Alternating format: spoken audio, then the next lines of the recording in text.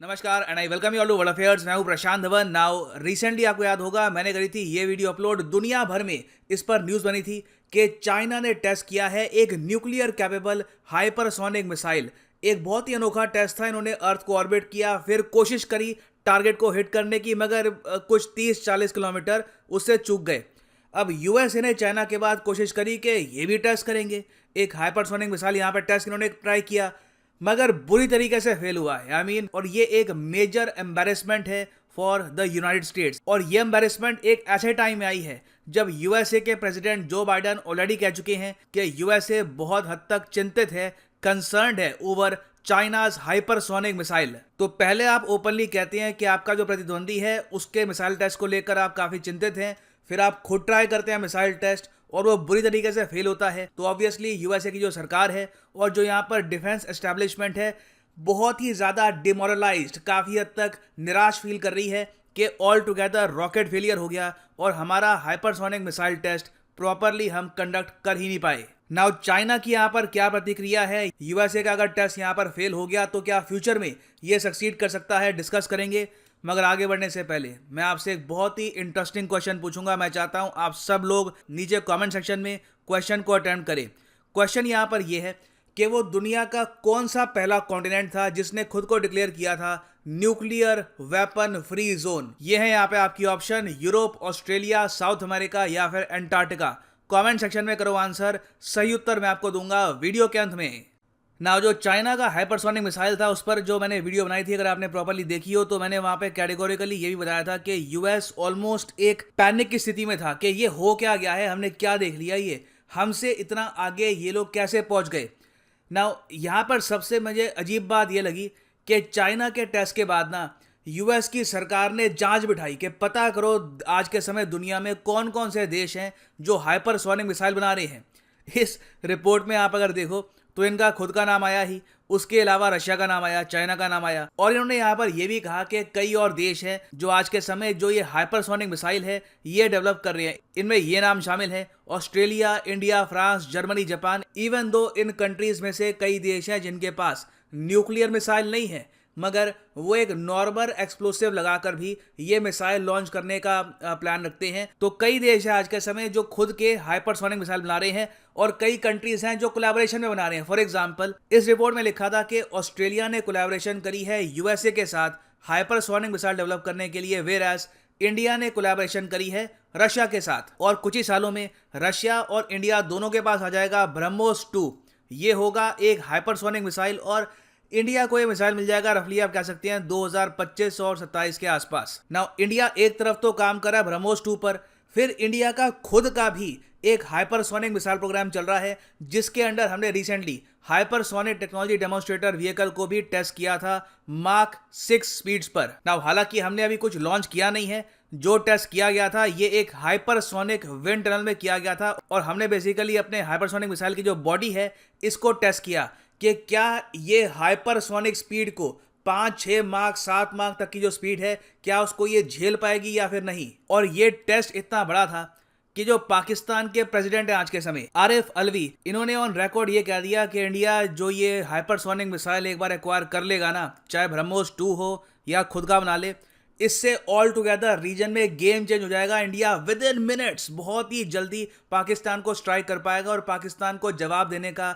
मौका भी नहीं मिलेगा। और इन्होंने यहाँ पर ओपनली कह दिया कि एक बार को हमें किसी के सामने झुकना पड़े तो हम झुक भी जाएंगे, मगर हम भी कहीं ना कहीं से जो ये हाइपरसोनिक मिसाइल की जो टेक्नोलॉजी है ये भी लेकर आएंगे पाकिस्तान के वजूद के लिए। ये काफ़ी इंपॉर्टेंट है। Things are different today.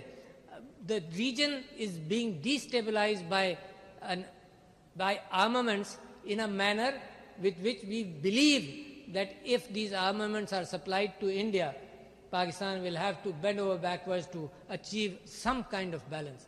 Let me mention to you, Marshal Saab, BrahMos 2, the possibility of hypersonic missiles which are going to at 8.5 Mach or 8 times or 8.5 times the speed of sound, within minutes it will be inside Pakistan.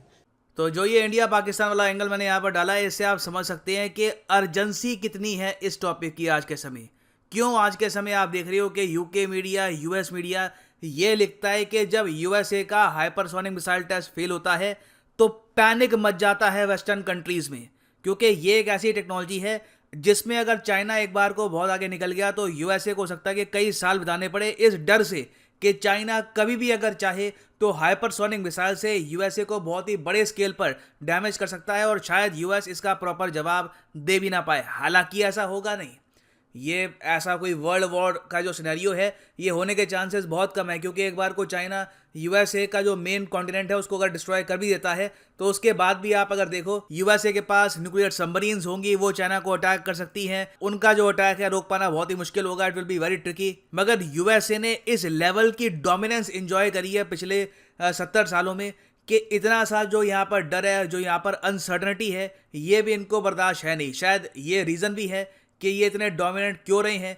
ये कहीं से भी किसी से पीछे रहना बर्दाश्त करते नहीं है ना। अब आप यहाँ पर पूछोगे कि रिसेंटली यूएसए का टेस्ट फेल कैसे हुआ, क्या ये इन द फ्यूचर सक्सेसफुल हो सकता है? देखो, यूएसए चाइना की तरह ना कोशिश ये कर रहा था कि जो हाइपरसोनिक मिसाइल है ये पहले फिट कर देते हैं एक रॉकेट पे, रॉकेट को लॉन्च करेंगे लो अर्थ ऑर्बिट पे, मतलब कि धरती के सरफेस से करीब रफली 400 किलोमीटर दूर। फिर जब ये लो अर्थ ऑर्बिट में पहुंच जाएगा रॉकेट, वहां से निकलेगा मिसाइल। हुआ क्या यहाँ पर कि जो इनका रॉकेट था ना, मिसाइल नहीं, जो इनका रॉकेट था वही प्रॉपरली काम नहीं कर पाया और उस वजह से पूरा जो ये टेस्ट है ये फेल कर गया। और ये टेस्ट ये लोग कर रहे थे अलास्का में। नाउ क्या हम यहाँ पर कह सकते हैं कि यूएसए का hypersonic missile all together fail हुआ है? नहीं, क्योंकि ये भी टेस्ट हुआ नहीं है। जो रॉकेट था यही यहाँ पर फेल कर गया है, तो कल को रॉकेट में जो प्रॉब्लम्स थी ये ठीक कर सकते हैं और फिर से अपना जो मिसाइल है टेस्ट कर सकते हैं। That is very much possible. मगर जो ये फेलियर हुआ है रॉकेट का भी, ये देखकर भी यूएस काफ़ी हद तक चिंतित है कि कल को एक्चुअल वॉर में अगर रॉकेट फेलियर हो गया तब क्या करेंगे हम। और यहाँ पर आप ये भी पूछोगे कि ये जो हाइपरसोनिक मिसाइल है ये यूएसए की सरकार बना रही है, इनकी प्राइवेट कंपनीज बना रही हैं? देखिए, ये मिलजुल के बन रहा है। मेन यहाँ पर काम हो रहा है प्रोजेक्ट डार्क ईगल के अंडर।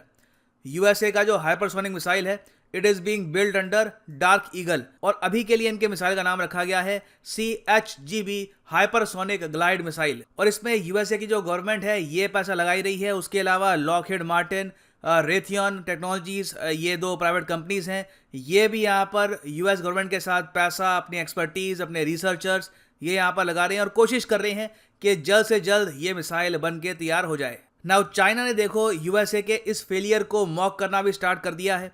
पहली बात तो ये लोग यहाँ पर ये कहते हैं कि अब हमने जब चाइना ने एक हाइपरसोनिक मिसाइल टेस्ट किया, यूएस पैनिक कर गया, कहा कि ये तो बहुत ज़्यादा गलत काम कर दिया है, ये मिसाइल टेस्ट नहीं करना चाहिए।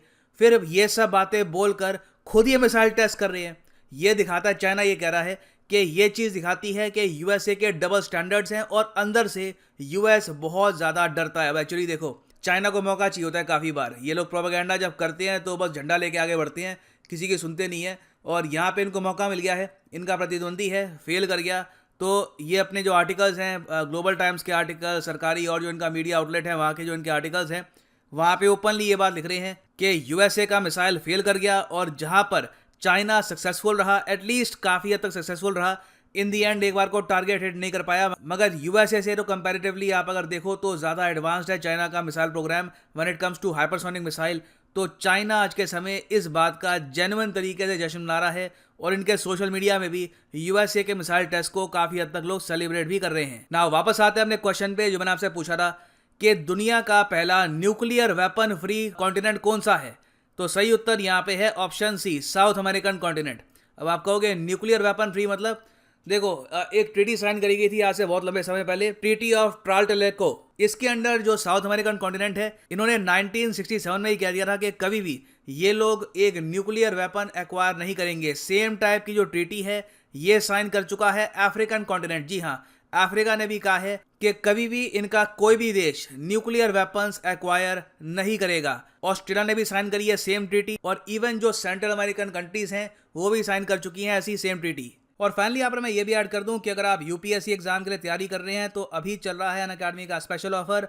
कमेंट सेक्शन में जाओ, लिंक पे करो यहाँ पर क्लिक, और यहाँ पे आप परचेज कर पाएंगे ये unique combo offer bye Unacademy, जिसके अंदर आप यूपीएससी प्रीलिम्स, मेंस और ऑप्शनल की तैयारी कर सकते हैं। यूनिक ऑफर के अंदर अगर आप 31 अक्टूबर से पहले परचेज करते हैं ये पैकेज तो आपको मिलेगी फ्री टेस्ट सीरीज, उसके अलावा physical books by Unacademy delivered straight to your address. तो जो यहाँ पे प्राइसेस लिखे हैं, do not ever pay these prices, use करो यहाँ पे promo code PD10 and save your hard earned money. So इसी नोट के साथ ये है वीडियो का अंत। Thank you for listening and as always God bless you all.